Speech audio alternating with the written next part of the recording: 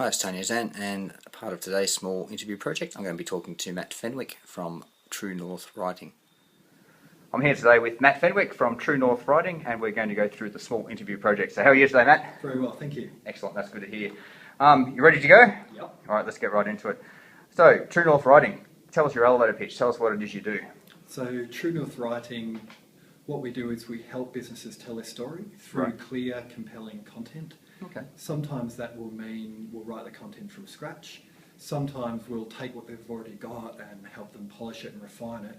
We're also of the, teach a man to fish school. So Okay, great. we spend a lot of time developing tools and strategies to help businesses develop their own skills in writing. So hopefully after spending a bit of time with us, they'll then have the tools to improve their own content. Okay, oh, that's good. So does that mean you're trying to do yourself out of the work long term, or you're building that pretty relationship? much. Yeah. Well, I mean, the idea is that if I'm working with someone and building that relationship with them, and if they can see that I'm out there to add value rather than make an immediate sale, that's just going to grow my business in the long term. Okay, great, excellent, sounds good. So, what about why you went into business? Tell us the story there.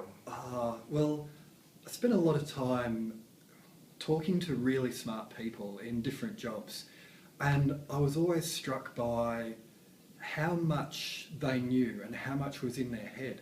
But then when you look at the way they write, it just doesn't come across. Oh, okay.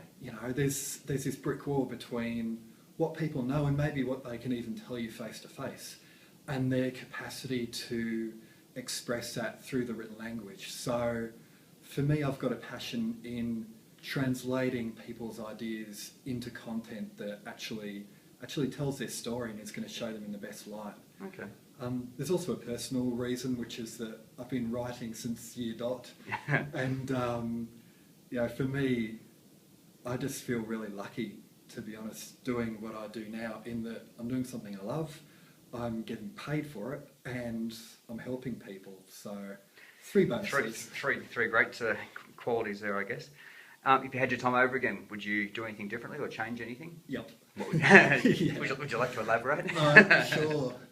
I mean, there's always that thing about, you learn from your mistakes, and I certainly have, but I related to something another person you interviewed said around, I wish I just learned it a lot sooner. Right. And for me, it's around qualifying leads. Okay. So I'll tell you a bit of a story. Sure. When I just started out, I had this lead, and it was in the industrial districts of Western Sydney, and for various reasons my public transport plan didn't work out. Right. So I spent $100 at least on a taxi. Wow. To get out there, and the client was a no-show. No. And at that point I should have gone, maybe they're trying to send me a message. Yep. But I kept chasing them. No, okay.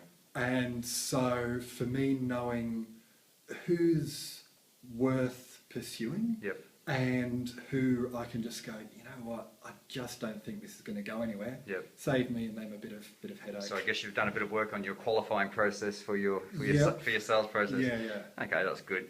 What about your biggest challenges in business? Switching off. Right. Would be one. I'm constantly thinking about the project I'm working on. Okay. And that's a good thing, Yep. meaning that it's something I'm interested in and I care about and I'm getting ideas. But, there are times when you go, I just wish I could just watch TV or whatever. Probably the other one is defining my service offering. Okay. You think I'm a writer or I'm a content strategist, and that's narrow enough. But you very quickly realise that there are so many different stripes of writer out there. Definitely. And so how you define that to potential clients, it gives you enough flexibility to go, okay, you're over here, we can definitely work with that. But at the same time, having a clear pitch and having a sense of integrity as well, knowing what I can do well and what's outside of my scope where I know I can deliver a good job. Yep. I guess the thing about that is, by being clear about what I do and what I don't do, that then creates opportunities to perhaps refer work to Absolutely. other people. So there's a bit of a complementary situation. Okay, cool. Probably a related question to what you just mentioned there. How do you balance working on versus in your business? Do you mean in terms of like Working you know, out the actually strategic- doing the day-to-day parts of Yeah, your yeah. business versus actually, you know, looking at the planning and the strategy and where your business is going and everything like that. Getting perspective helps. Right. So for me, that might mean going to a course or Yep. going to a conference or doing networking. Okay. Anything that gets me away from the computer or off the phone Yep. and engaging with the issues that I'm facing in my business day to day, but just coming at it from a fresh perspective. So, Sure. yeah, getting that outside input's really Okay. important. Cool. And last question, advice for new people or, you know, someone considering going into business, what would you say to them with all your experience? A lot of it comes out of those lessons. Big thing for me is distinguishing between what people need and what they want. If you've ever seen a really young kid and they're just getting really, really ratty and you know that they need to go to sleep, but they just don't want to. Absolutely. And when I started out with my business, I was looking at people's brochures or at their website, and I was thinking, I can see that they need a professional writer. Yep. That means that they'll hire me. Yeah. And that's not always the case, Right. as I discovered. Whereas there are other situations where I'll be talking to someone and I almost just have to say, I do web content or I'm a writer. And they're like, okay, right, so next week we'll start. And so it's about finding that point for your potential clients where they're in the headspace to actually want your services. Yep.